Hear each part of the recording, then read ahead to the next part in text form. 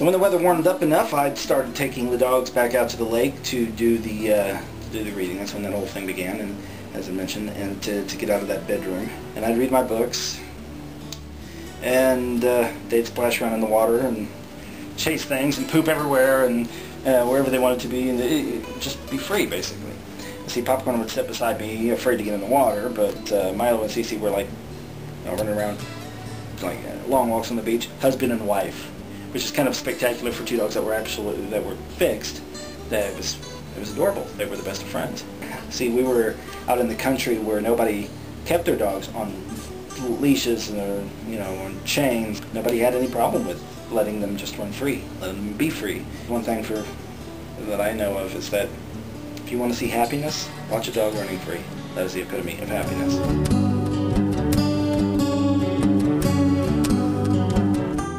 In time, Cece was wagging her tail and greeting us when we came home. And she would lick my hands and my face, and she still never begged for food, but I know she shared food with dogs anyway. So, and one day she simply walked up to me as I was sitting on the couch in conversation with somebody, I don't remember who, and she just got up and sat right in my lap. Just nothing, like it was without fear, without worry, just no flinching, no nothing. Like, she knew damn well she belonged there, and she did. As far as I was concerned, she did. She's a bit big to be a lap dog, but I just sat there, shocked. We were all shocked. It was out of the blue. It was amazing. I just held her, told her I loved her.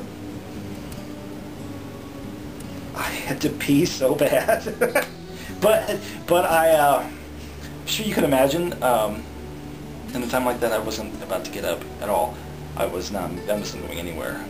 I was going to let her be there as long as she wanted, even if I had to pee on her.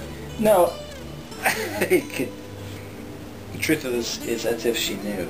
It's like, it really is. It's like she knew. So that night, she slept beside my mother's bed, and the next morning, she never woke up.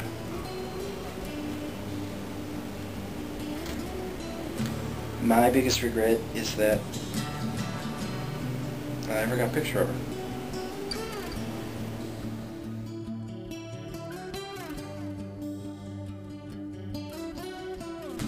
The whole house felt empty, and I felt the absence almost immediately. I felt as though something deep inside of me had been completely lost.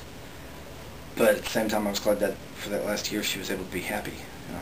I had a bad feeling that, I don't know if it's a fact, but that the last year was her happiest. Milo and Popcorn could barely contain their grief. They were obviously stricken. And we buried her outside in a place that I happened to be able to see from my bedroom window. My sister, of course, had a wooden cross set up with her name on it, and so, everything's got to be a cross. All the other dogs that in the neighborhood that basically used to play together with them all, they could tell. They knew it was up. They watched as we were burying her, and you could tell that she was loved a lot more than we ever understood. So one day I'm sitting in my bedroom, I look outside the window, I notice the neighbor's kids just sort of skipping along, happen upon the cross. They see her name on it, and the first thing they do, the little boy kicks it over and run home, apparently to tell their mommy. And this is ridiculous. After Cece basically herself had chosen new caretakers, which was us, and after she had done that, they totally forgot about her. They acted like she didn't even exist. They didn't, nothing. And now here they were accusing us of murdering her. What a wonderful family. Next thing I know, suddenly all dogs all over the neighborhood started disappearing, and the dog catcher was seen all the time, over and over and over again. They apparently were called to the neighborhood by our neighbors, to get a little revenge. We suddenly had to keep all of our dogs inside on leashes, and have a fence put up to try to keep them in. And he had tags and collars and everything, all 9 yards. And we couldn't keep them in the fence. They escaped every chance they got. They find some kind of way, you know, because they're a little persistent little nuts. You have never lived till you've seen a Shih Tzu climb a freaking chain-linked fence, and I swear to you, he did. We'll pause in each one of them, because, God damn it, he was going to get out and be free. And so he'd get up there to the top, and he would sort of like leap over and flip and fall and yelp in pain the second he hit the ground on the other side, and then get up like it was all worth it and just run free. That was fucking amazing. I don't know, it's somewhere along the way, letting him run free, he became this brave little fucker, you know? It was astounding. They were unbreakable spirits. I came to admire that greatly about them. But at some point they actually got caught. In fact, a couple of times, a few times we had to run down to the pound to pick him up, identify him. That was always a painful process. And magically their collar and their tag were always, they disappeared, missing, out of the blue. Apparently the county that we were living in, you know, thought, hey, we can make some money off of these nuts.